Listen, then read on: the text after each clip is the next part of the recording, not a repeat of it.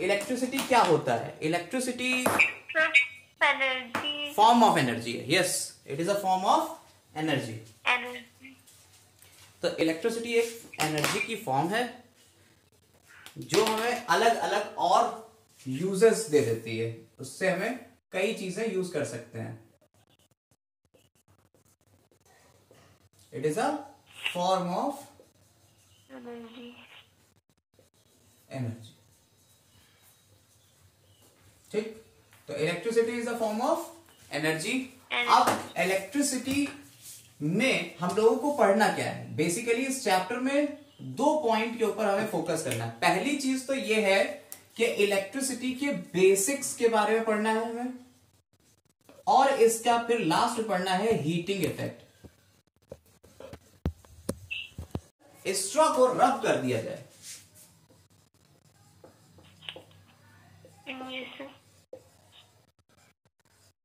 तो क्या होता है? अंबर में अट्रैक्शन की प्रॉपर्टी आ जाती है। अंबर में अट्रैक्शन की प्रॉपर्टी आ जाती है। ठीक, ये किसने बताया? थेल्स ने बताया। ग्रीक के थे, ग्रीस में ये काम हुआ। ठीक, अंबर को ग्रीक में कहते हैं इलेक्ट्रॉन। ग्रीक में वर्ड अंबर के लिए क्या यूज होता है? इलेक्ट्रॉन। ठीक है, ऐसे ही कुछ और चीजें भी हुई, जैसे ग्लास को अगर वूल के साथ में अगर ग्लास को रब किया जाए तो इसमें भी कुछ अट्रैक्शन की प्रॉपर्टी आ जाती है। ठीक, बेंजामिन फ्रैंकलिन ने कहा कि ये जो अट्रैक्शन की प्रॉपर्टी है, बेंजामिन फ्रैंकलिन ने कहा कि जो अट्रैक्शन की प्रॉपर्टी आ रही है इसमें, वो बेसिकली इनके जो चार्ज है उसके रीडिस्ट्रीब्यूशन की वजह से आ रही है। और इस तरह से इन्होंने कहा कि इसमें 2 तरीके की इलेक्ट्रिसिटी होती है, एक पॉजिटिव इलेक्ट्रिसिटी और एक नेगेटिव इलेक्ट्रिसिटी। ठीक है, तो इलेक्ट्रिसिटी कितने टाइप की हो गई? 2 टाइप की, एक पॉजिटिव और एक नेगेटिव। ठीक, अब पॉजिटिव कौन सी थी और नेगेटिव कौन सी थी और कैसे ये चार्ज आते हैं, इसके ऊपर एक छोटा सा बेसिक सा कॉन्सेप्ट अभी देने जा रहे हैं आपको कि भाई ये कैसे पॉजिटिव चार्ज और नेगेटिव चार्ज आते हैं। ठीक,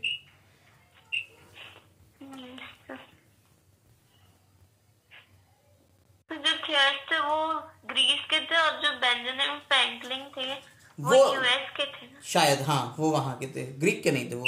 ठीक है,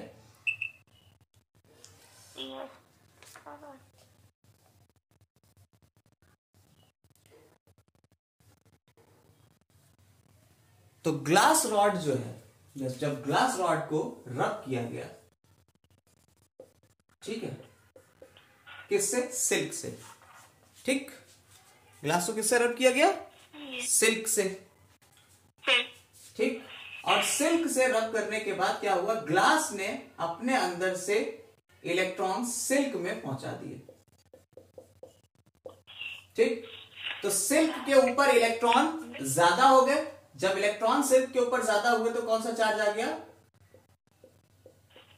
नेगेटिव। हाँ, इलेक्ट्रॉन ज्यादा हुए तो नेगेटिव चार्ज। देखिए, एटॉमिक स्ट्रक्चर की बात करें तो इलेक्ट्रॉन्स ही मूव करते हैं, प्रोटॉन्स क्यों नहीं मूव करते हैं?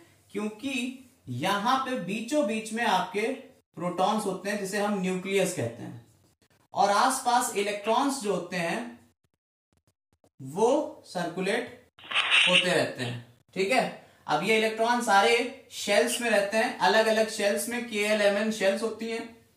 9th क्लास में आपने पढ़ा था कि 2 इलेक्ट्रॉन इसमें, 8 इसमें, 18 इसमें मैक्सिमम हो सकते हैं। ठीक है, अब क्या होता है जब हम इसे रब करते हैं किसी दूसरे एटम से, जब ये कांटेक्ट में आता है तो हो सकता है कि सबसे आउटर मोस्ट शेल से इलेक्ट्रॉन मूव करके उसमें चले जाएं। तो ऐसे इलेक्ट्रॉन जो मूव कर सकते हैं, बाहर निकल सकते हैं, इन्हें कहते हैं फ्री इलेक्ट्रॉन। इन्हें क्या कहते हैं? Free electron.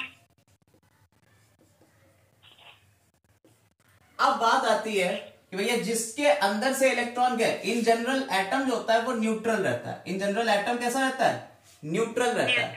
Neutral in the sense अगर इसमें 8 प्रोटॉन है तो 8 ही इलेक्ट्रॉन है। प्रोटॉन के ऊपर पॉजिटिव चार्ज, इलेक्ट्रॉन के ऊपर नेगेटिव चार्ज, और दोनों मिलके इसको नलिफाई कर देंगे, चार्ज हो जाएगा खत्म। तो क्या बचा? 0 चार्ज आ जाता है इसके ऊपर, यानी नेट में ये न्यूट्रल एटम है, ठीक। लेकिन अगर इसको रब कर दिया गया है, यानी कि फ्रिक्शन के थ्रू इसमें एक चार्ज डेवलप करा गया है, तो रब करने पे क्या होगा? इलेक्ट्रॉन मूव कर जाएंगे जो आउटर मोस्ट शेल के होंगे, यानी कि फ्री इलेक्ट्रॉन्स एक जगह से दूसरी जगह ट्रांसफर हो जाएंगे। तो अगर इससे इलेक्ट्रॉन निकल के किसी दूसरे में चले गए, तो यहां मान लीजिए 8 थे और यहां 7 थे इलेक्ट्रॉन और 7 ही प्रोटॉन थे। इमेजिन करिए कि यहां 7 प्रोटॉन 7 इलेक्ट्रॉन है, तो ये 0 था। यहां अब इलेक्ट्रॉन एक निकल के उधर गया है, तो इलेक्ट्रॉन यहां बचे 7 इलेक्ट्रॉन और 8 प्रोटॉन, जबकि यहां पे क्या हुआ? 7 प्रोटॉन और 8 इलेक्ट्रॉन बचे। तो नेट में इसके ऊपर क्या चार्ज आ जाएगा? नेगेटिव चार्ज आ जाएगा, और नेट में इसके ऊपर क्या चार्ज आएगा? पॉजिटिव चार्ज आ जाएगा। यानी कि जिससे इलेक्ट्रॉन निकल के जा रहे हैं उसके ऊपर पॉजिटिव चार्ज आ जाएगा। बात समझ आई या नहीं? ठीक है। तो इस तरह से 2 तरह के चार्ज हो गए, एक तो पॉजिटिव चार्ज और एक नेगेटिव चार्ज। लेकिन ये पॉजिटिव और नेगेटिव चार्ज आ क्यों रहे हैं? मूवमेंट ऑफ इलेक्ट्रॉन्स की वजह से, मूवमेंट ऑफ इलेक्ट्रॉन या ट्रांसफर ऑफ इलेक्ट्रॉन्स की वजह से। अब एक इलेक्ट्रॉन के ऊपर कितना चार्ज होता है? एक इलेक्ट्रॉन के ऊपर जो चार्ज होता है वो होता है 1.6 इंटू 10⁻⁻19 कूलम, ठीक। एक इलेक्ट्रॉन के ऊपर जो चार्ज होता है वो 1.6 इंटू 10⁻⁻19 कूलम होता है, ठीक। अब अगर चार्ज के बारे में हमने जानकारी ले ही ली है, तो अब चार्ज के बारे में थोड़ा सा पढ़ लेते हैं कि चार्ज की प्रॉपर्टीज क्या क्या होती हैं, ठीक है। आइए चार्ज की प्रॉपर्टीज की बात कर लेते हैं। जैसे आपने बचपन में एक एक्सपेरिमेंट किया होगा, बालों के ऊपर स्केल को घिसा और उसके बाद आपने छोटे छोटे पेपर के पार्टिकल्स को या पेपर के छोटे छोटे से जो पीसेस थे उनको उठा लिया। देखा है कभी करके? बालों में हम स्केल को रगड़ते थे और उसके बाद छोटा सा पेपर के ऊपर हम रखते थे, छोटे छोटे पेपर के टुकड़े, वो उठ जाते थे। तो ये क्या हो रहा था? हमने फ्रिक्शन के थ्रू उसमें चार्ज डेवलप कर दिया था, ठीक है। कभी कभी क्या होता है कि हम अपने बालों को बना रहे होते हैं कॉम्ब से, तो क्या होता है कॉम्ब में बाल चिपकने लगते हैं, अपने आप से ही अट्रैक्ट होने लगते हैं। तो ये जो चीज हो रही है ये भी आपका सिस्टम वही है, वहां पे भी चार्ज डेवलप हो रहे हैं, ठीक। यानी कहीं से ट्रांसफर होके कहीं जा रहे हैं। तो चार्ज की प्रॉपर्टी क्या है? अगर प्रॉपर्टीज की बात करो, कैरेक्टरिस्टिक्स की बात करो चार्ज के लिए, तो चार्ज जो होता है नंबर 1 बात के ऑपोजिट चार्जेस अट्रैक्ट करते हैं, अट्रैक्ट्स ईच अदर। जी हाँ,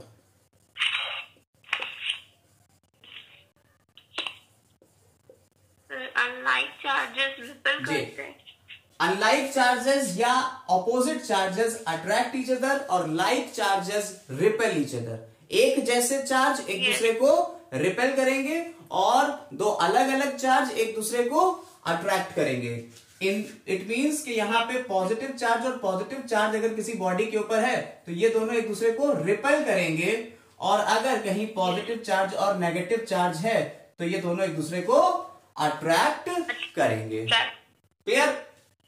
अब ये रिपल्शन और अट्रैक्शन एक फोर्स ही तो है, ये रिपल्शन और अट्रैक्शन एक फोर्स ही तो है। अब ये फोर्स कितना होता है इसके बारे में भाई साहब आगे चलेंगे तो आपको अगले कुछ बड़े क्लासेस में पता चलेगा। ये फोर्स जो होता है ये डिपेंड करता है, this force is directly proportional to the product of first and second charge, and it is directly proportional to the square of the distance between two, inversely proportional to the square of the distance between two charges, ठीक।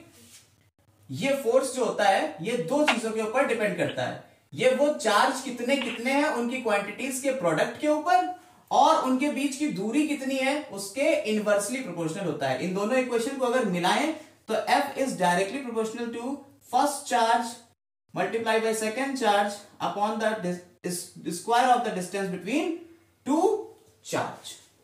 Clear? Clear है बेटा? ठीक. अब अगर इसको हम हटाएंगे तो एक कांस्टेंट लगा लेंगे.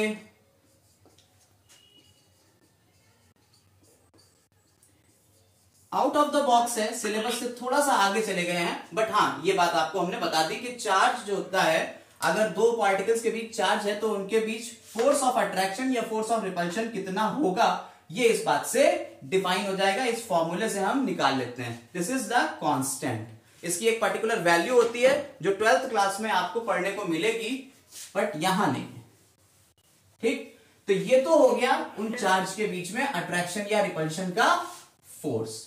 अब तो like charges attract repel each other और unlike charges attract each other. ठीक, दूसरा पॉइंट तो फोर्स का हो गया भैया कि फोर्स कितना लगेगा. ठीक, फोर्स कितना लिखता है, F is equal to K Q1 Q2 upon R square. अब आते हैं तीसरा point, charge is conserve. Charge हमेशा कैसा रहेगा, कंजर्व रहेगा. चार्ज जो है ये नहीं होगा कि खत्म हो जाए. अगर एक बॉडी से चार्ज चला है तो वो दूसरी बॉडी में पहुंच जाएगा. जिसके ऊपर से चार्ज चला है उस पे पॉजिटिव और दूसरे पे नेगेटिव चार्ज. यही शो कर रहा है कि भाई साहब चार्ज अभी बना हुआ है. ठीक, तो चार्ज कंजर्व रहता है. आपने law of conservation of mass, conservation of energy पढ़ा है कि energy can neither be create nor be destroy but can change from one form to another form. बिल्कुल वैसा ही चार्ज भी ना ही क्रिएट किया जाएगा ना ही डिस्ट्रॉय किया जाएगा, एक बॉडी से दूसरी बॉडी में ट्रांसफर हो सकता है. चौथी बात आती है, चार्ज जो होते हैं वो होते हैं क्वांटाइज्ड होते हैं. क्वांटाइज्ड का मतलब क्या होता है, चार्ज हमेशा 1 2 3 4 की फॉर्म में मूव करेगा. ये नहीं होगा कि चार्ज 1/2 की फॉर्म में यानी रेशियोज में चलने लगे, ऐसा नहीं होगा. फ्रैक्शन में नहीं चलेगा, चार्ज फुल में चलेगा. यानी 1 या तो 1 इलेक्ट्रॉन चलेगा या 2 इलेक्ट्रॉन चलेंगे या 3 इलेक्ट्रॉन चलेंगे. ये नहीं होगा कि भैया अभी चलते हैं, आधा इलेक्ट्रॉन लेके चलते हैं, आधा बाद में आएगा. ऐसा नहीं होता है. अगर ट्रांसफर हो रहा है एक बॉडी से दूसरी बॉडी के ऊपर चार्ज, तो इसके ऊपर या तो प्लस का 1 आएगा और इसके ऊपर प्लस माइनस का 1 आ जाएगा, या इसके ऊपर प्लस का 2, इसके ऊपर माइनस का 2 आ जाएगा. ये नहीं होगा कि भाई साहब यहां जो है वो 2.5 चार्ज आ गया और इधर 3.5 चार्ज आ गया. यानी कि जो चार्ज होता है, चार्ज का सिंबल हमने अगर Q ले लिया, Q is equal to number of electrons. जितने इलेक्ट्रॉन ट्रांसफर हुए उसके नंबर के बराबर ही चार्ज डिस्ट्रीब्यूट हुआ. अगर 1 हुए तो 1 रख देंगे n की जगह पे. n is the number of electron, n is the number of electron and E is the charge on single electron. एक इलेक्ट्रॉन के ऊपर कितना चार्ज होता है बताया था हमने अभी आपको. Yes, 1.6 into 10 to the power minus 19. Yes, 1.6 into 10 to the power minus 19. अगर किसी ने कह दिया कि भाई एक बॉडी है जिसके ऊपर 3 इलेक्ट्रॉन ज्यादा हैं, तो बताइए 3 इलेक्ट्रॉन ज्यादा है तो कितना चार्ज उस पर ज्यादा होगा. तो 3 इलेक्ट्रॉन ज्यादा है, 3 इलेक्ट्रॉन हो गए, 3 into 10 to power 1.6 into 10 to power minus 19 से मल्टीप्लाई करके हम आंसर निकाल लेंगे भैया इतना चार्ज उसके ऊपर एक्सेस में है. बात समझ आई या नहीं? ठीक है, तो ये हमने कुछ प्रॉपर्टीज पढ़ ली कि भैया. अच्छा, दूसरी चीज, एक और प्रॉपर्टी, लास्ट प्रॉपर्टी है, electric charge is additive. Electric charge कैसा होता है? एडिटिव होता है. ये एल्जेब्रिक सम के बराबर होता है. मान लीजिए 2 चार्ज बॉडीज थी, एक बॉडी के ऊपर +3 का चार्ज था और दूसरी बॉडी के ऊपर -2 का चार्ज था. ये दोनों बॉडीज एक दूसरे से बिल्कुल मिला के रख दी गई पास पास. तो अब क्या हो जाएगा, इसके ऊपर अगर कहा जाए कंबाइंड चार्ज कितना आएगा, एडिटिव का मतलब ये 5वां पॉइंट बता रहे हैं आपको, इलेक्ट्रिक चार्जेस एडिटिव. देखिए पहला हो गया opposite charges attract each other and same charges repel each other. दूसरा पॉइंट हो गया कि कितना फोर्स लग रहा है, अट्रैक्टिव या रिपल्सिव फोर्स होता है इतना। तीसरा हो गया कि भैया कंजर्व रहेगा। चौथा हो गया कि भैया क्वांटाइज रहते हैं, यानी QNE की फॉर्म में चलता है। पांचवा ये हो गया कि भैया एडिटिव रूल का फॉलो करते हैं। मैथमेटिक्स में एडिटिव रूल यानी रूल ऑफ एडिशन को ये फॉलो करेंगे। अब पूछा जाए नेट में इन दोनों को अगर मिला दिया गया है तो कितना चार्ज होगा उस पूरी बॉडी के ऊपर, तो भैया कितना होगा, +3 + -2 इज इक्वल टू, नेट में आया प्लस का 1 चार्ज। समझ में आ गई बात या नहीं? यानी ये एडिटिव रूल को फॉलो करता है चार्ज। तो चार्ज की प्रॉपर्टीज के बारे में हम लोगों ने पूरी जानकारी ले ली, कोई दिक्कत नहीं है। ओके चलिए अब आगे बढ़ रहे हैं और बात करेंगे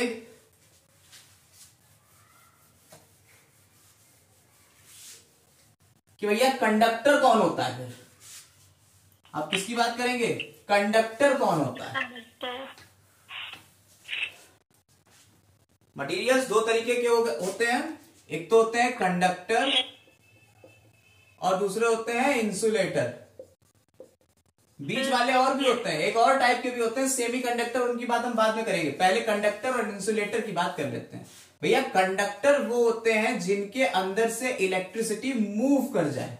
कंडक्टर वो है जिनके अंदर से इलेक्ट्रिसिटी मूव कर जाए या इलेक्ट्रॉन्स मूव कर जाएं, एक जगह से दूसरी जगह तक पहुंच जाएं पूरे में, तो भैया इसे कहेंगे कंडक्टर। और ऐसी चीजें जिनमें इलेक्ट्रॉन्स मूव ना कर पाए उन्हें क्या कह देंगे, इंसुलेटर। ठीक, अब बात करते हैं भैया कंडक्टर में ऐसा क्या होता है कि ये इलेक्ट्रिसिटी को पास होने देता है, कंडक्ट होने देता है। तो कंडक्टर में होते हैं फ्री इलेक्ट्रॉन्स। फ्री इलेक्ट्रॉन्स की वजह से कंडक्टर में क्या होता है कि ये इलेक्ट्रॉन मान लीजिए खाली बैठे हुए हैं, जैसे ही इनके ऊपर इधर से कोई पोटेंशियल डिफरेंस जनरेट किया गया, ये मूव कर गए। अभी बात करेंगे what is potential difference, but 2 minute का रुकिएगा, हम आपको पहले बता दे रहे हैं। इलेक्ट्रॉन्स इधर से इधर अगर पूरे में ट्रैवल कर रहे हैं, फ्री इलेक्ट्रॉन्स हैं तभी तो ट्रैवल करेंगे, और अगर इलेक्ट्रॉन्स ट्रैवल कर रहे हैं यानी कि इलेक्ट्रिसिटी कंडक्ट हो रही है। तो भैया ऐसी चीजें जिनसे इलेक्ट्रिसिटी होके निकल जाए उन्हें कहते हैं कंडक्टर, और जिनसे इलेक्ट्रिसिटी होके ना निकले उन्हें क्या कह देते हैं बेटा, इंसुलेटर। ठीक, अच्छा अब चार्ज की यूनिट क्या होती है, कूलॉम। ठीक, हमने आप पहले ही बता चुके हैं चार्ज की यूनिट क्या हो गई, कूलॉम। अब बात करेंगे हम लोग इलेक्ट्रिसिटी की। इलेक्ट्रिसिटी जो है 2 तरीके की होती है, या तो इलेक्ट्रॉन मूव करेंगे स्टैटिक या डायनामिक। या तो इलेक्ट्रॉन मूव नहीं करेंगे या इलेक्ट्रॉन मूव करेंगे। जैसे मान लीजिए आपने अभी क्या करा था, ग्लास और सिल्क को रगड़ा था। ठीक, यही बात करी थी, ग्लास सिल्क को या अंबर को स्ट्रॉ से रगड़ा था, यही तो बात करी थी। अगर ग्लास को तुमने रगड़ा किससे, सिल्क से, तो क्या हुआ, सिल्क के ऊपर नेगेटिव चार्ज आ गया और ग्लास के ऊपर पॉजिटिव चार्ज आ गया। क्या ये ग्लास का चार्ज मूव कर रहा है, कहीं चला जा रहा है? ये तो ऐसा ही है ना। अगर कोई ऐसे ही दूसरा ग्लास चार्ज वाला ले आओगे तो क्या होगा, तो ये दोनों एक दूसरे को रिपेल कर जाएंगे। और सिल्क अगर इसके पास लाके रख दोगे तो ये क्या कर देगा, अट्रैक्ट हो जाएगा। अट्रैक्ट, जी बिल्कुल, क्योंकि सिल्क के ऊपर तो अपोजिट चार्ज है। ठीक, देखिए बेसिक कॉन्सेप्ट है, सीबीएसई में ऐसे बेसिक से कॉन्सेप्ट के ऊपर क्वेश्चन आते हैं, वो बहुत बड़े क्वेश्चन नहीं आते हैं, लेकिन आपको बस बेसिक कॉन्सेप्ट समझना है। आप जरा समझिए, तो चार्ज यहां मूव तो नहीं कर रहा है, जैसे कि आपने कॉम्ब में देखा था, कॉम्ब जब कर रही थी तो क्या हुआ था, चार्ज मूव तो नहीं किया, सिर्फ उसने क्या करा, हमारे हेयर को अट्रैक्ट किया, सिर्फ बाल उठ जाते हैं, यही तो होता है। ये तो नहीं होता है कि चार्ज मूव करने लगा, करंट बहने लगी, हमें बाकायदा करंट दिखती है, ऐसा तो नहीं होता। तो ऐसी इलेक्ट्रिसिटी जिसमें चार्ज मूव ना करे, स्टैटिक, और अगर चार्ज मूव कर रहे हैं, डायनामिक। हमारे सिलेबस में यही है, डायनामिक इलेक्ट्रिसिटी, जिसमें हम लोग करंट की बात करते हैं। Moving charge can produce current. ठीक, समझ में आई बात या नहीं? यस। अब डायनामिक यानी चार्ज मूव कर रहा है, तो हमने कहा किस रेट से कर रहा है? Rate of flow of charge is called electricity. ठीक, या हमने कहा करंट, उसे हमने क्या कह दिया? Current. Rate of flow of electric charge is called current. Clear? उसे हमने क्या कह दिया? यस। करंट। करंट।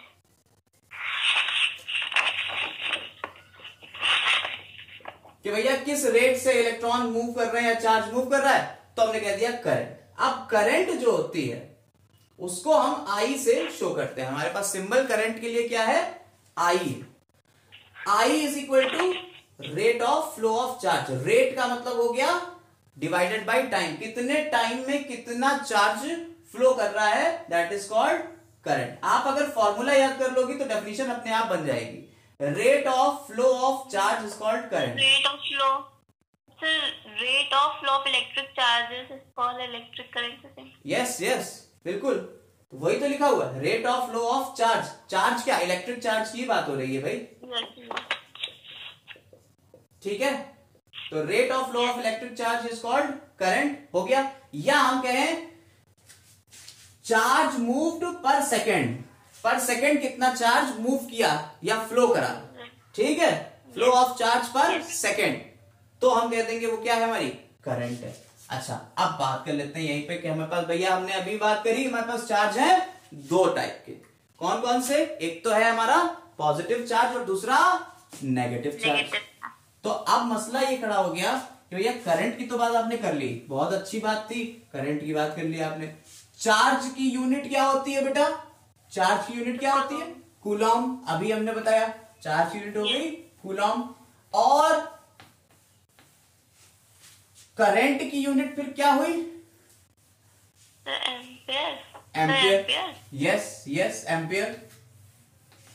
अब करंट की यूनिट एम्पियर तो हुई, लेकिन I is equal to Q by T से हम निकालेंगे। हम एम्पियर डायरेक्ट कह सकते हैं कि भैया एम्पियर हो गई, लेकिन हमने कहा Q की यूनिट होती है क्या? कूलॉम। कूलॉम। ठीक है, और Yes. पर सेकेंड, तो एम्पियर इज इक्वल टू क्या हुआ? कूलॉम पर सेकेंड। Yes. समझ में आई बात या नहीं? Yes. तो अगर हम कहें कि भैया एक कूलॉम, तो 1 ampere is equal to 1 coulomb upon 1 second. ठीक, 1 ampere is equal to 1 coulomb पर 1 सेकेंड। तो हम कहें अगर किसी कंडक्टर में 1 सेकेंड में 1 कूलॉम का चार्ज फ्लो हो रहा है, तो उसमें बहने वाली करंट की वैल्यू 1 एम्पियर होगी। हम एम्पियर की डेफिनेशन दे सकते हैं। एम्पियर की डेफिनेशन कैसे निकली? अगर किसी कंडक्टर में 1 सेकेंड में 1 कूलॉम का चार्ज फ्लो हो रहा है, तो उसमें बहने वाली करंट कितनी होगी? 1 एम्पियर होगी। Yes. ठीक है, current flowing through a conductor is said to be 1 ampere if 1 coulomb of charge flows through it in 1 second. Second. ठीक, अब अगर बात करी जाए माइक्रो एम्पियर की, तो देखिए जब कभी भी माइक्रो लग जाए तो 10 टू द पावर 6 हो जाती है, -6। अगर एंगस्ट्रॉम लग जा रहा है तो 10 टू द पावर -10 हो जाती है। ये याद रखिएगा, और एंगस्ट्रॉम में 10 टू द पावर -10। और अगर मिली की बात कर रहे हैं तो मिली में क्या लग जाएगा? 10 टू द पावर -3।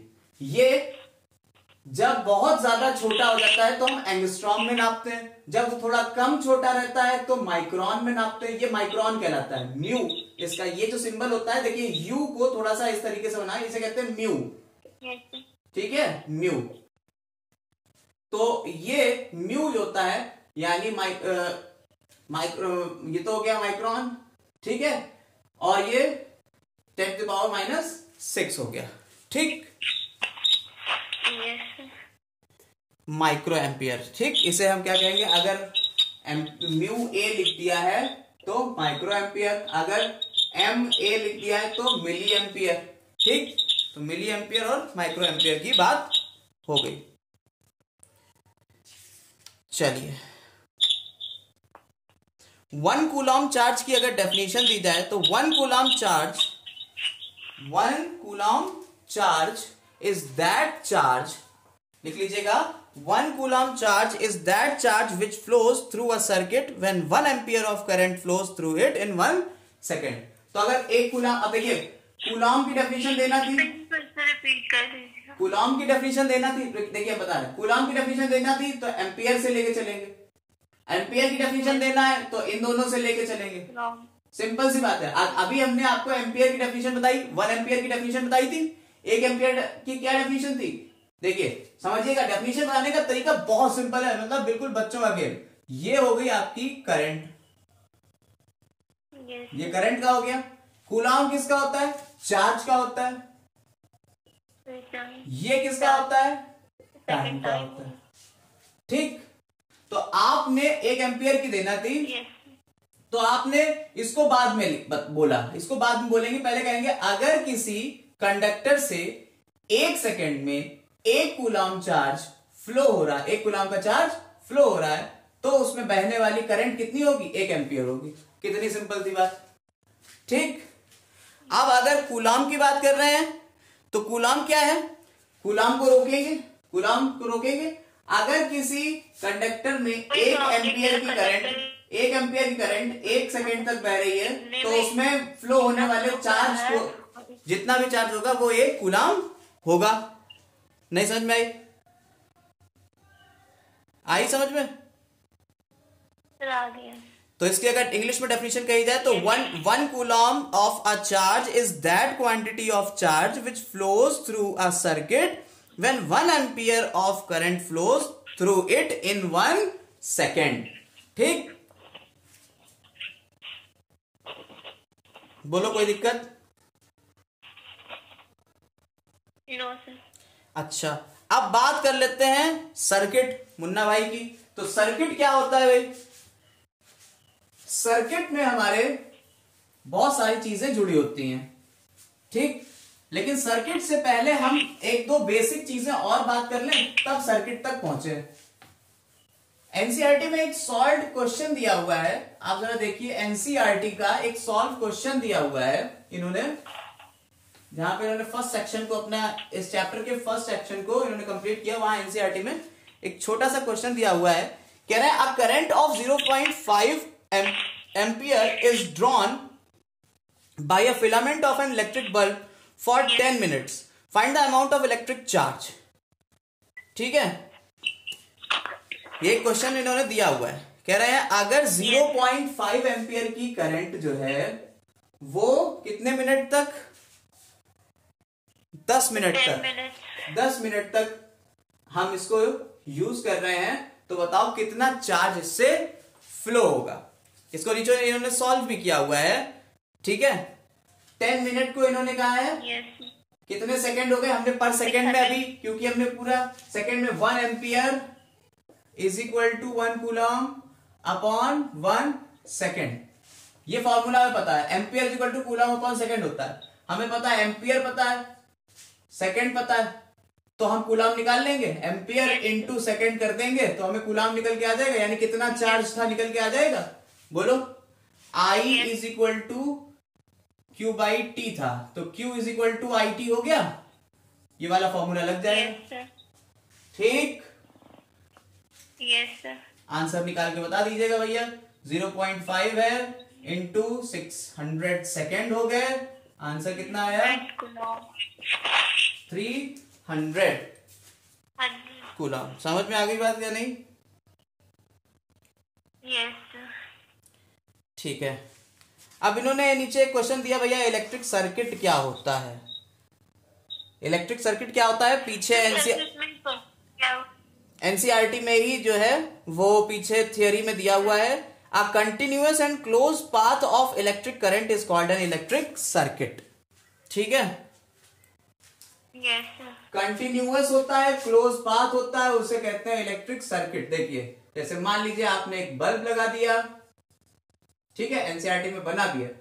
आपने बल्ब लगाने के बाद यहाँ एक फैन लगा दिए, मान लीजिए आपने एक फैन लगा दिया, यहाँ एक स्विच लगा दिया, ठीक, यहाँ एक स्विच लगा दिया और यहाँ पे एक बैटरी को फिक्स कर दिया। तो भैया ये कंटिन्यूअस पाथ हो गया। एक स्विच है ऑन, देखिए स्विच को इस तरीके से दिखाते हैं, ये ऑफ है और अगर बीच में डॉट बना दिया तो ऑन। स्विच हो गया ऑन, ये लगी है बैटरी, ये है फैन, ये है बल्ब और भैया यहां से करंट जाएगी और इधर आ जाएगी। कंटिन्यूअस क्लोज पाथ है, इसे हमने क्या कह दिया, सर्किट कह दिया। बोलो भाई कोई दिक्कत इसमें? No sir. ओके, देखिए हर चीज बेसिक से लेके चल रहे हैं, एक एक चीज उठाते चलेंगे, आराम से सिलेबस कंप्लीट हो जाएगा विद इन अ मंथ, कोई दिक्कत नहीं है। अब आगे चलते हैं। तो भैया सर्किट जो होता है वो तो तुमने समझ लिया। अब बात करते हैं करंट की ही थोड़ी सी, क्योंकि करंट के ऊपर थोड़ा चर्चा हम ज्यादा करेंगे। करंट जो है वो दो तरीके की है। किसकी वजह से बह रही करंट? तो आपने कहा कि करंट किसकी वजह से बह रही है? दो चार्ज की वजह से बह सकती है, या तो पॉजिटिव हो सकता है चार्ज या नेगेटिव हो सकता है चार्ज। भाई आपने यही तो कहा कि करंट क्या होती है, फ्लो ऑफ चार्ज होती है। अब लेकिन आपने चार्ज का नाम नहीं बताया कि भाई साहब वो पॉजिटिव चार्ज था या वो नेगेटिव चार्ज था। ठीक है, मेरी बात समझ में आई? तो अब बात कर रहे हैं कि कोई कंडक्टर है, इस कंडक्टर में जो करंट प्रोड्यूस हो रही है वो करंट किधर से किधर और कितनी देर तक जाएगी।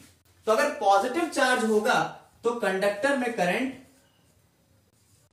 देखिए पहले इलेक्ट्रॉन्स की बात कर लेते हैं, नेगेटिव चार्ज, क्योंकि इलेक्ट्रॉन्स ही ज्यादातर मूव करते हैं, कभी कभी कंफ्यूजन के लिए पॉजिटिव चार्ज दे देते हैं। इलेक्ट्रॉन जिस डायरेक्शन में बह रहे हैं करंट की डायरेक्शन उसके ऑपोजिट होती है। आई की डायरेक्शन ये होगी अगर इलेक्ट्रॉन्स के मूव करने की डायरेक्शन ये है। ठीक, करंट हमेशा इलेक्ट्रॉन्स के चलने की ऑपोजिट डायरेक्शन में चलती है। अब अगर कहीं किसी ने कह दिया कि किसी कंडक्टर में पॉजिटिव चार्ज मूव कर रहा है, भैया कोई पॉजिटिव चार्ज है, मान लो H+ आयन मूव कर रहा है, तो अगर पॉजिटिव चार्ज कोई मूव कर रहा है, हम इसे H+ ना कहकर हम इसे पॉजिटिव बना दे रहे हैं, तो करंट की डायरेक्शन वही होगी जो पॉजिटिव चार्ज के मूव होने की डायरेक्शन होगी। बात समझ में आई या नहीं? नेगेटिव चार्ज में या पॉजिटिव डायरेक्शन लेगा, अदरवाइज वो ऐसे ही सेम डायरेक्शन। हाँ, अगर नेगेटिव चार्ज है तो करंट अपोजिट डायरेक्शन में, अगर पॉजिटिव चार्ज है तो करंट सेम डायरेक्शन में चलती है। ठीक, करंट से रिलेटेड सारी डाउट, सारी चीजें क्लियर हो गई? यस। ठीक, चलिए इसके बाद इन्होंने एनसीईआरटी में एक क्वेश्चन दिया हुआ है, define the unit of current. आपको पता है करंट की यूनिट क्या होती है? यस। और calculate the number of electrons constitute 1 coulomb of charge. जरा बताइए 1 कूलम चार्ज में कितने इलेक्ट्रॉन्स होंगे? So 1.6 into 10⁻⁻19। ये तो एक इलेक्ट्रॉन के ऊपर होता है चार्ज, 1.6 into 10⁻⁻19 का। तो बताओ नंबर ऑफ इलेक्ट्रॉन्स पूछा है ना? हाँ, क्योंकि तुम्हें पता है Q = N होता है। ठीक, यस सर, तो N निकाल लेंगे उससे। N ही तो निकालना है, नंबर ऑफ इलेक्ट्रॉन्स निकालना है, नंबर्स। और इन्होंने कहा है चार्ज कितना है? 1 है, 1 कूलम। 1 कूलम का चार्ज है, तो उसमें कितने होंगे इलेक्ट्रॉन्स? निकालिए। 1.6 into 10⁻⁻19 को निकाल के दिखाइए।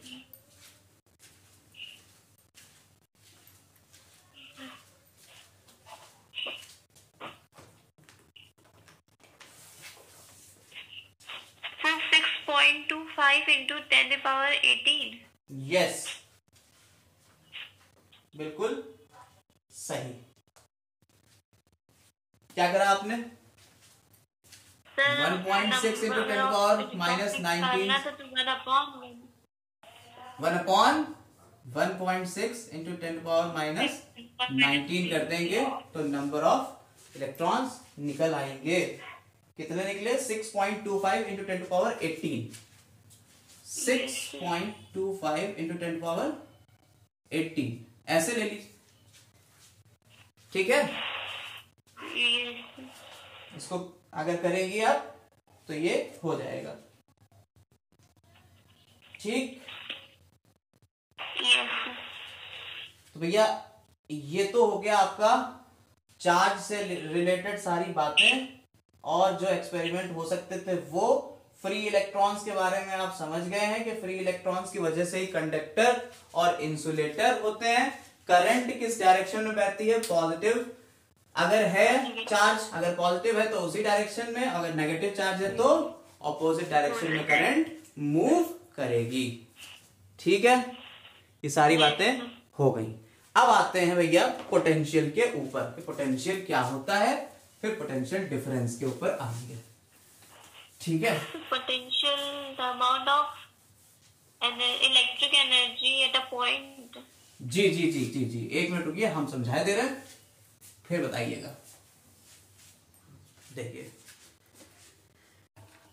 पोटेंशियल जो है, हमने आपको बताया था, पहले तो इलेक्ट्रिक फील्ड के बारे में पढ़ते हैं, इलेक्ट्रिक फील्ड के बारे में पढ़ते हैं।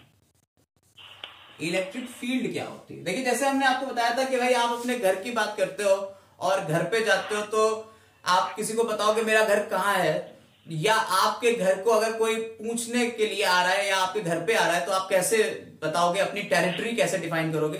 तो कोई दूर से आ रहा है, आपसे मिलने आ रहा है या आपको मारने पीटने आ रहा है, तो क्या होगा, एक अलग से वो पूछता हुआ आएगा लोगों से कि भैया जानते हो वो कहाँ रहते हैं, तो वो कहेंगे हाँ भैया हम जानते हैं। तो सबसे दूर जो होगा, मान लो आपका घर यहाँ है, अगर वो आदमी यहाँ पे होगा तो वो यहाँ से पूछना शुरू करेगा कि भैया पता है ये कहाँ रहता है, ये आदमी कहाँ रहता है। तो उन्होंने कहा कि भाई 2-4 लोग ही मिलेंगे जो इसको जानते होंगे, लेकिन जो थोड़ा करीब होगा तो यहाँ 8-10 लोग मिलेंगे जो इसको जानते होंगे, थोड़ा और करीब आएगा तो और ज्यादा लोग मिलेंगे जो इसको जानते होंगे, फिर तो घर ही आ गया इसका, ठीक है। तो इसका मतलब क्या है, इसकी टेरिटरी, लेकिन इससे दूर एक भी आदमी इसको नहीं जानता है, ठीक। यानी कि आप मान लीजिए बाराबंकी में बैठे, आपको लखनऊ में कोई नहीं जानता है, ठीक है। लेकिन जैसे जैसे बाराबंकी के करीब, हैदरगढ़ के करीब पहुंचते रहेंगे, आपको लोग जानना शुरू कर देंगे।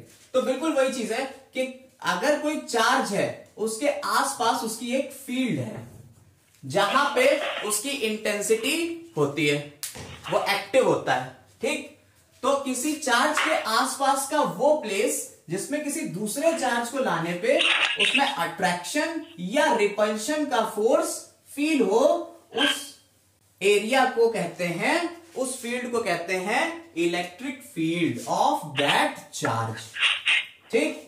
तो किसी चार्ज के आसपास का वो एरिया जिसमें किसी दूसरे चार्ज को लाने पे, चाहे वो पॉजिटिव हो या नेगेटिव हो, अकॉर्डिंगली उसमें अट्रैक्शन या रिपल्शन का फोर्स फील हो, उस एरिया को हम कहेंगे क्या, electric field of that charge, ठीक। अब इस इलेक्ट्रिक फील्ड में हमने क्या करा, किसी दूसरे चार्ज को लाना था, और ला कहां से रहे हैं, हम इनफाइनाइट से ला रहे हैं। हमने कहा कि हम इनफाइनाइट से किसी चार्ज को लाके और यहां पे लाके फिक्स कर देंगे, मान लीजिए पॉइंट ए के ऊपर हमें फिक्स करना है उस चार्ज को। तो भैया हमने कहा ठीक है, हम एक चार्ज को उठाएंगे, अच्छा टेस्ट चार्ज हम लेते हैं पॉजिटिव क्यू, हम इस चार्ज का यूज करेंगे, कहेंगे भाई एक कोई टेस्ट चार्ज है जो प्लस का चार्ज है, इसको उठा के हम ले जाएंगे, बहुत आसानी से इसे ले जा सकते हैं। तो ये टेस्ट चार्ज को हम उठा के लाएंगे और कहा, इलेक्ट्रिक फील्ड के अंदर एक पॉइंट पे प्लेस करेंगे। जब लेके आएंगे तो भैया वर्क डन करना पड़ेगा, वर्क डन करना पड़ेगा, ठीक है। तो work done to bring a charge from infinite within an electric field up to a certain point. तो जितना भी वर्क डन करना पड़ेगा वो वर्क डन क्या कहलाएगा, उस पॉइंट के ऊपर इलेक्ट्रिक पोटेंशियल कहलाएगा। क्यों, पोटेंशियल क्या होता है, अगर आप पोटेंशियल की बात करें तो ये एक तरीके की एनर्जी है कि आप इतना, आपका पोटेंशियल है, आप इतना काम कर सकते हो, ठीक है, ठीक है।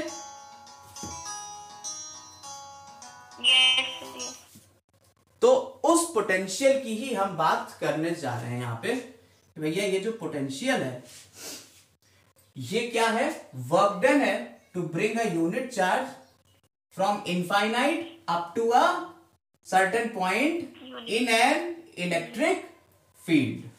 ठीक, उसे हमने क्या कह दिया, VA, यानी कि potential at point A.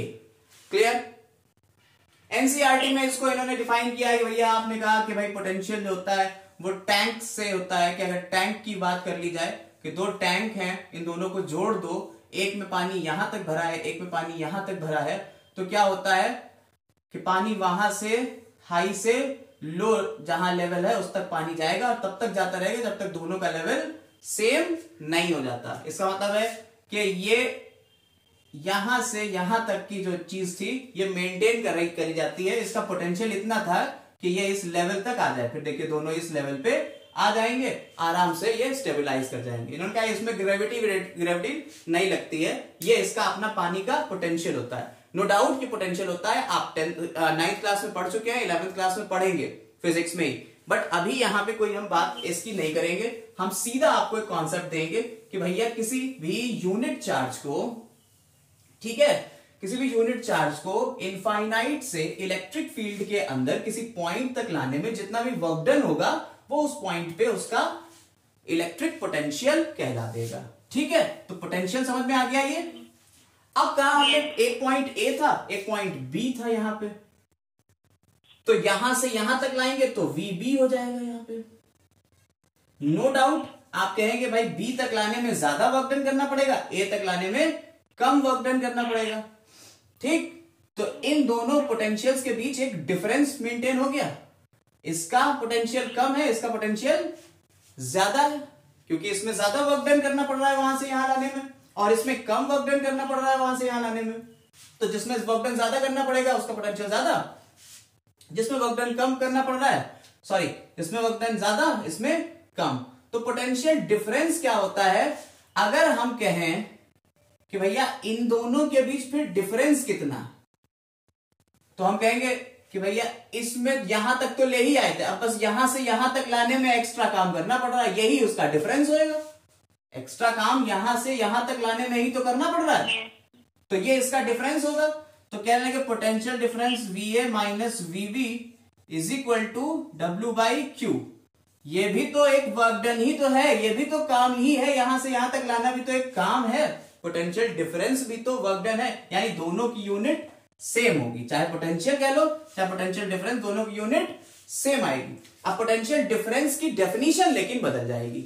Difference की डेफिनेशन क्या होगी, work done to bring a unit charge, work done to bring a unit charge within an electric field. ये क्या हो रहा है, फ्रॉम इनफाइनाइट था, लेकिन ये क्या है, with in an electric field. Electric field के अंदर किसी एक पॉइंट से किसी दूसरे पॉइंट तक ले जाने में जितना भी वर्क डन करेंगे किसी एक चार्ज को ले जाने में, वो क्या कहलाएगा, पोटेंशियल डिफरेंस कहलाएगा। बोलो कोई दिक्कत। ठीक, तो पोटेंशियल डिफरेंस समझ में आ गया। पोटेंशियल डिफरेंस इलेक्ट्रिक फील्ड के अंदर दो पॉइंट के बीच में अगर एक चार्ज को ले जा रहे हैं तो पोटेंशियल डिफरेंस कहलाएगा। अगर इलेक्ट्रिक फील्ड में ला रहे हैं इनफाइनाइट से किसी एक पॉइंट तक तो उसे कह देंगे electric potential at that point. Clear.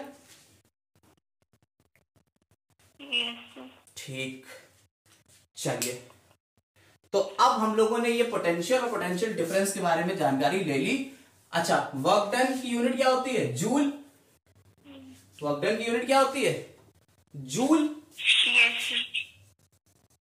और चार्ज की यूनिट क्या होती है, कूलम। चार्ज की यूनिट क्या होती है, कूलम। चार्ज की यूनिट कूलम और वर्क डन की जूल। जूल पर कूलम क्या हुआ, वोल्ट। इसे हमने क्या कह दिया, वोल्ट। ठीक, तो जैसे हमने एम्पियर की डेफिनेशन बनाई ऐसे ही वोल्ट की डेफिनेशन बना लेंगे। ठीक है, यस यस। तो वोल्ट की हो जाएगी W/Q, और अगर वर्क डन की निकालेंगे तो B/Q। हाँ, तो वोल्ट देखो, 1 volt is equal to 1 joule upon 1 coulomb. अब इसकी डेफिनेशन बनाना है, कैसे बनाओगे भैया, जूल क्या है, वर्क डन है। Yes sir. कूलम क्या है, चार्ज है। Yes sir. और वोल्ट क्या है, पोटेंशियल डिफरेंस। पोटेंशियल कह लो या पोटेंशियल डिफरेंस कह लो, बात एक ही है, कोई भी चीज कह सकते हो। यहाँ पे तो दोनों के लिए सेम भी चीज यूज हो रही है, वोल्ट। देखिए, 1 वोल्ट वो पोटेंशियल डिफरेंस है या वो पोटेंशियल है जो 1 कूलाम चार्ज को इनफाइनाइट से इलेक्ट्रिक फील्ड के अंदर किसी पॉइंट तक लाने में 1 जूल वर्क डन करना पड़े। या ऐसे कहें, अगर किसी चार्ज को या अगर किसी 1 कूलाम चार्ज को इनफाइनाइट से इलेक्ट्रिक फील्ड के अंदर लाके किसी एक पॉइंट तक लाने में 1 जूल वर्क डन अगर करना पड़ रहा है, तो उस पॉइंट पे इलेक्ट्रिक पोटेंशियल 1 वोल्ट होगा। बोलो। Yes sir. नहीं समझ में आई बात? So the amount of work done to carry a unit charge from one point to another in an electric field. नहीं, डेफिनेट ऐसे नहीं, अमाउंट ऑफ वर्क डन नहीं कहेगा। if नहीं, to bring a 1 coulomb charge from infinite to a particular point in an electric field, if work done is 1 joule, ठीक? Yes. If work done is 1 joule, then One. potential at that point will be 1 volt. नहीं समझ में आया? आ गई बात? Sir आया but इसकी मतलब एग्जैक्ट डेफिनेशन तुम्हें जो है वो बनाओगी, जब तुम लिखोगी तो अपने आप आ जाएगी डेफिनेशन, कोई ऐसी दिक्कत नहीं है।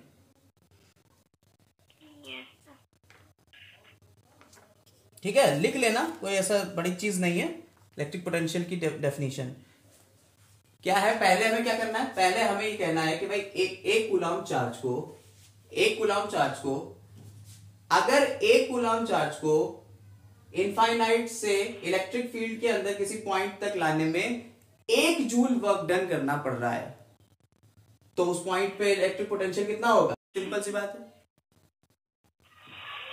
नहीं समझ में आई? अब तो आ गया? आ गया? यस। ठीक। यस। अब भैया इसमें यूज होने वाले जो आपके कुछ डायग्राम्स हैं उनके ऊपर चर्चा है, और कुछ यहाँ पे क्वेश्चंस दिए हुए हैं कि भैया इसको करंट को नापने वाली कौन सी चीज होती है और बाकी चीजें क्या है, ये आपको थोड़ा और बता दें, है ना? तो पोटेंशियल डिफरेंस के लिए जो इंस्ट्रूमेंट यूज किया जाता है उसको वोल्टमीटर बोलते हैं। यस, पोटेंशियल डिफरेंस के लिए जो इंस्ट्रूमेंट, एमीमीटर। हाँ, और अमीटर जो कि करंट को नापता है उसे अमीटर कहते हैं। अच्छा, अब बात ये बताइए, अमीटर और वोल्टमीटर जो है ये कैसे कनेक्ट किए जाते हैं सर्किट में? सर एमीटर पैरेलल होता है, वोल्टमीटर सीरीज। उल्टा तो नहीं बोल रही हो? सर वोल्टमीटर पैरेलल होता है और एमीमीटर सीरीज में होता है। पक्का? Yes sir. वोल्ट मीटर जो होता है, जैसे मान लीजिए कोई रेजिस्टेंस है ये, ठीक, इससे हमें वोल्ट मीटर कनेक्ट करना है, तो यहां पे हम कनेक्ट करते हैं वोल्ट मीटर। ठीक है, कैसा हो गया ये, पैरेलल के सीरीज? पैरेलल। यस, ठीक। और ये हाई रेजिस्टेंस का होता है जी। वोल्ट मीटर किसमें कनेक्ट किया गया हमने? पैरेलल में, और अमीटर सीरीज में। वोल्ट मीटर हाई रेजिस्टेंस का होता है, वोल्ट मीटर हाई रेजिस्टेंस का होता है, इसके रेजिस्टेंस हाई होता है। इसका रेजिस्टेंस हाई इसलिए होता है ताकि कोई करंट इसके ऊपर ज्यादा जाए ना, और ये आराम से करंट को पूरा मेजर कर सके, पोटेंशियल डिफरेंसेस को, कि यहां डिफरेंस इतना है, यहां डिफरेंस इतना है। इसका लो रेजिस्टेंस होता है। इसका रेजिस्टेंस कैसा होता है? लो रेजिस्टेंस होता है। ठीक है, समझ में आ गई बात या नहीं? यस। तो भैया एनसीईआरटी में एक क्वेश्चन दिया हुआ है, how much energy is given to each coulomb of charge passing through 6 volt of battery. तो कह रहे हैं कि अगर 6 वोल्ट की बैटरी लगी हुई है, 6 वोल्ट की बैटरी लगी हुई है तो कितनी एनर्जी देंगे, how much energy is given to each coulomb of charge, हर कूलम चार्ज के लिए, यानी ईच कूलम ऑफ चार्ज का मतलब क्या हुआ, हर एक कूलम के लिए कितनी एनर्जी देना पड़ेगी अगर 6 वोल्ट की बैटरी है तो। अब क्या पूछ रहा है, एनर्जी पूछ रहा है बेटा, एनर्जी। एनर्जी तो हमने कहीं पढ़ा ही नहीं अभी तक, एनर्जी तो कहीं पढ़ा नहीं। तो क्या करें भाई, अरे energy, work energy theorem, work energy theorem जानती हो, काम को एनर्जी में, एनर्जी को काम में बदला जा सकता है, वर्क एनर्जी थ्योरम। तो अगर कोई एनर्जी पूछ रहा है तो इसका मतलब वो क्या पूछ रहा है, वो वर्क डन पूछ रहा है। तो उसने क्वेश्चन में दिया कि भैया 6 वोल्ट की बैटरी है, यानी पोटेंशियल डिफरेंस उसका कितना है, 6 वोल्ट है, बैटरी में पोटेंशियल डिफरेंस कितना है, 6 वोल्ट है, और हर कूलम चार्ज के लिए, यानी चार्ज कितना, 1 कूलम, तो 6 into 1 कर देंगे, 6 जूल आ जाएगा वर्क डन। ठीक, वर्क डन निकालना है तो कितना हो जाएगा, 6 जूल हो जाएगा। ठीक, नहीं समझ में आया, V is equal to W by Q. Energy पूछेगा तो सिंपली इसका वर्क डन ही वर्क डन निकालना, बस इतना समझो। अगर एनर्जी पूछा, क्योंकि वर्क एनर्जी थ्योरम है, जहां वर्क एनर्जी थ्योरम लगी उसने सॉल्व कर दिया हमारा क्वेश्चन ही। ठीक है, ये एनसीईआरटी का क्वेश्चन है। ठीक, अब इसके ऊपर इसमें एक सॉल्व एग्जांपल भी दिया हुआ है एनसीईआरटी में। How much work is done in moving a charge of 2 coulomb across 2 points having potential difference 2 volt. कह रहा है how much work done in moving a charge of 2। हाँ, इसमें तो सीधा सीधा क्वेश्चन पूछ लिया है, सीधा सीधा क्वेश्चन ये दे दिया है कि भैया 2 कूलम का है और उसे चलाना है, कितना वर्क डन लगेगा, है ना। फॉर्मूला लगा देंगे, सीधा फॉर्मूला लगाएंगे जी। 12 वोल्ट 2 कूलम, 12 वोल्ट दिया हुआ है, यानी कि पोटेंशियल डिफरेंस है 12 वोल्ट, और charge Q is equal to 2 कूलम, W is equal to 24 joule, तो 12 into 2 कर देंगे। Yes, 12 into 2 is equal to 24, और वर्क डन हमेशा जूल में होता है। लो आंसर आ गया, समझ में आ गई बात या नहीं। ठीक, अच्छा,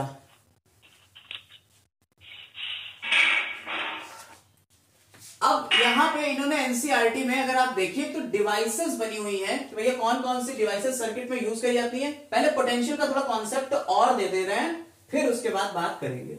पोटेंशियल का कॉन्सेप्ट और ऐसे दे रहे हैं, तो ये पोटेंशियल क्या होता है कि आपने कहा पोटेंशियल से होता क्या है, पोटेंशियल डिफरेंस जो है, पोटेंशियल डिफरेंस से ही इलेक्ट्रिसिटी कंडक्ट होती है। अगर कहीं पोटेंशियल डिफरेंस सेम हो गया, मान लीजिए इस पे 12 वोल्ट का पोटेंशियल है और इस सिरे के ऊपर 3 वोल्ट का पोटेंशियल है, ठीक है, तो इन दोनों के बीच एक डिफरेंस मेंटेन है, इन दोनों के बीच एक डिफरेंस मेंटेन है, ठीक। और ये डिफरेंस की वजह से इलेक्ट्रॉन जो है वो हाई पोटेंशियल से लो पोटेंशियल की तरफ मूव कर जाते हैं। समझ में आ रही है बात या नहीं। इलेक्ट्रॉन मूव तभी करेंगे जब पोटेंशियल्स पे क्या हो, डिफरेंस हो। अगर मान लीजिए इक्वल पोटेंशियल होता है, यहां पे भी 3 होता है, यहां पे भी 3 होता, तो क्या इलेक्ट्रॉन मूव करते, नहीं करते, कभी नहीं करते। तो इसीलिए हम लोग जब लगाते हैं 220 वोल्ट कहते हैं, 220 वोल्ट की करंट आ रही है, 220 वोल्ट की करंट का मतलब है कि हमारे पास 0 पोटेंशियल डिफरेंस है और जहां से चल रही है वो कितनी है, 220 पे चल रही है, ठीक है, उसके पास इतना डिफरेंस है तो वो मूव करते हुए यहां आ रही है, ठीक है। पोटेंशियल डिफरेंस समझ में आ गया। ये वही चीज है जो इलेक्ट्रॉन्स को मूव कराने में हेल्प करेगी, पोटेंशियल डिफरेंस। अगर किसी ने कह दिया कि भैया बैटरी है हमारे पास और बैटरी है 12 वोल्ट की, 12 वोल्ट की बैटरी है, ठीक है, 12 वोल्ट की बैटरी का मतलब क्या हो गया, इस बैटरी का पोटेंशियल डिफरेंस कितना है, 12, ठीक है। यानी कि एक टर्म, बैटरी कैसी होती है, बैटरी ऐसे ही होती होगी, आपने देखा होगा, एक टर्मिनल ये होता है, एक टर्मिनल ये होता है, तो एक टर्मिनल और दूसरे टर्मिनल के बीच डिफरेंस कितना है, 12 का है। समझ में आई बात या नहीं, 12 वोल्ट। तो ये समझ में आ गया होगा अब आपको कि पोटेंशियल डिफरेंस की वजह से, इसीलिए हम इसमें कोई चीज कनेक्ट करते हैं, मान लीजिए बल्ब कनेक्ट किया हमने, बल्ब को ऐसे दिखाते हैं, ठीक है, फिलामेंट अंदर दिखा देते हैं, ये फिलामेंट हो गया और ये बल्ब हो गया। तो ये बल्ब जो होता है ये ग्लो क्यों करता है, क्योंकि यहां करंट मूव कर रही है, अगर मूव ना करे तो भैया ये कभी ग्लो नहीं करेगा।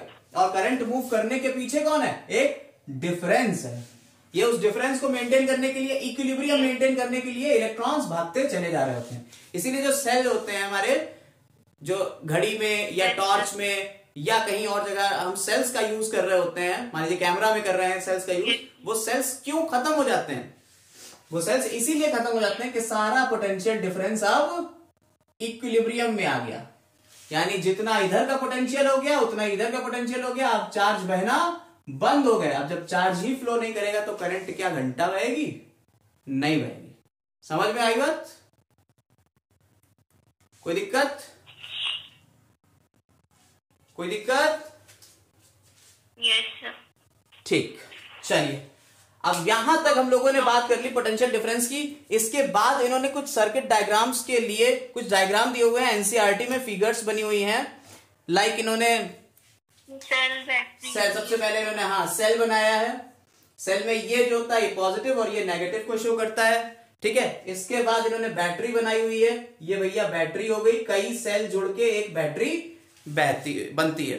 इसके बाद इन्होंने एक स्विच का इन्होंने सिंबल दिया हुआ है, स्विच भैया ये पुराने जमाने के स्विच हैं और नए जमाने में कभी कभी सर्किट में इस तरह से भी स्विच दिखा दिया जाता है, ठीक है। ये स्विच ऑफ की कंडीशन है और स्विच ऑन की कंडीशन कैसे होगी, ये स्विच ऑन हो जाएगा और यहां पे क्या हो जाएगा, यहां कुछ ऐसे, ठीक है, ये स्विच ऑन हो गया। इसके बाद इन्होंने कहा कि वायर्स के जो ज्वाइंट है उस ज्वाइंट को हम ऐसे दिखा देते हैं भैया सर्किट में, ये हो गया ज्वाइंट, ठीक। और अगर मान लीजिए तार जो है वो एक के ऊपर से दूसरा जा रहा है तो क्या होगा, तो भैया हम ऐसे दिखा देंगे कि ये तार ऐसे जा रहा है, ये एक दूसरे के ऊपर से जा रहा है, एक दूसरे को टच नहीं कर रहे हैं, ठीक।